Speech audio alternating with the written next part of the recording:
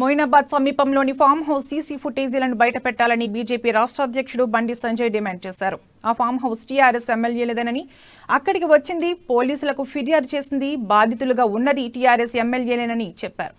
ఈ తతంగానంతా పోలీస్ కమిషనరే నడిపిస్తున్నారని సంజయ్ ఆరోపించారు. ఈ వ్యవహారం నుంచి ఆయన తప్పించుకుంటారా, ఆయన్ను ఎవరు కాపాడతారు అని వ్యాఖ్యానించారు.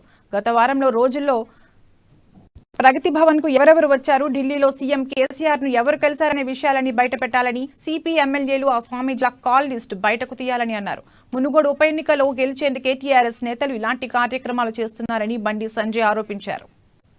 ఉన్న సమయంలో ప్రశ్నించే ప్రయత్నం చేస్తే కూడా అసలు నుంచి గెట్అవుట్ అని చెప్పి నెట్టడం, హేళన చేయడం, అవమానించడం, నిర్లక్ష్యం చేయడం. ఈ సమయంలో హుజరాబాద్ దుబ్బాక ఎన్నికల సందర్భంగా రాష్ట్ర ముఖ్యమంత్రి స్పందించి ఎంతో కొంత